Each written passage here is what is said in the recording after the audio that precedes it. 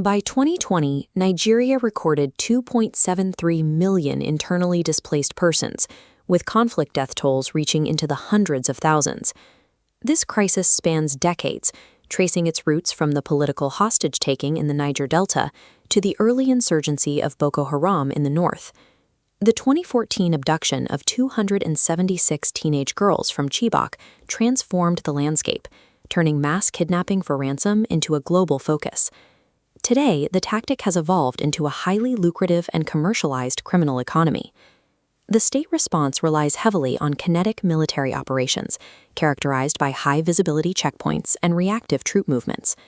This military strategy treats the threat as a wave of random violence, rather than a structured economic phenomenon. Approaching the crisis as simply a localized law enforcement failure completely overlooks the underlying economic mechanics that sustain it. To understand these mechanics, we analyzed micro-survey data from 184 individuals in Plateau State. Human capital theory views an individual's wealth, education, and health as the primary inputs for their economic productivity. While security analysts often assume that regional insecurity degrades a population evenly, the data suggests otherwise.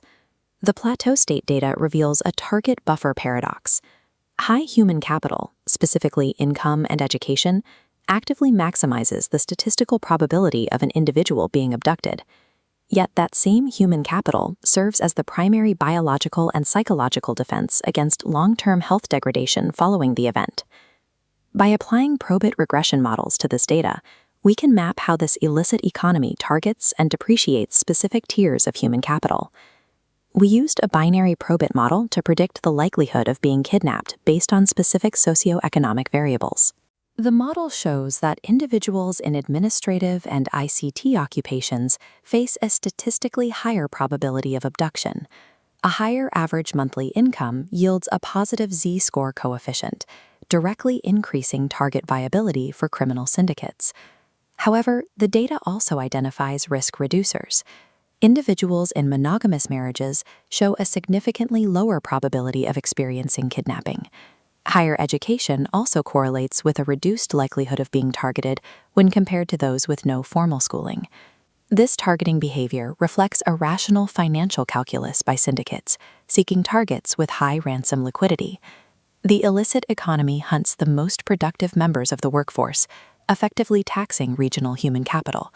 When we look at the aftermath of an abduction, we have to quantify the damage to a victim's latent health. This is where we use an ordered probit model to map unobserved health status onto a categorical scale from excellent down to poor.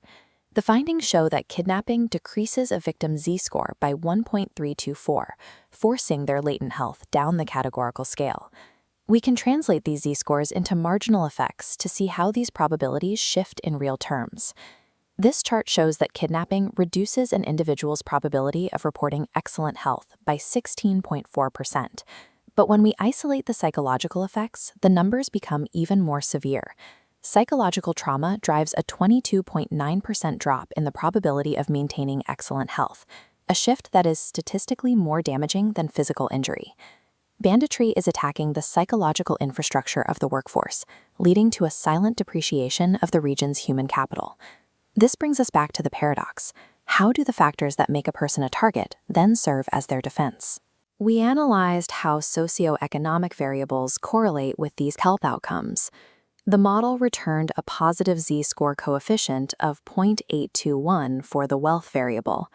Wealth increases the probability of reporting excellent health by 13.9%, acting as a protective barrier. Similarly, post-secondary education returns a highly significant positive Z-score of 1.394. The 16.4% health boost from education perfectly neutralizes the 16.4% baseline health drop caused by kidnapping. In an insecure environment, wealth and education are the literal mathematical health buffers against systemic trauma. These findings illuminate the true cost of insecurity through the lens of human capital theory. Ultimately, organized crime triggers a feedback loop of endogenous stagnation. Because the illicit economy targets the most productive demographics, it precipitates a brain drain that hollows out the workforce. The subsequent degradation of latent health removes the essential variables needed for a regional recovery. The evidence suggests that banditry is a mechanism engineered to extract and destroy the very human capital required for growth. The probit models suggest that reactive military operations alone cannot address these underlying economic drivers. A deep security crisis built on a structural human capital deficit cannot be permanently solved through traditional policing alone. The data points toward a policy of aggressive investment in education and economic empowerment. The regression models identify these human capital factors as the specific, measurable variables that allow a population to absorb the shocks of insecurity and maintain its productive base.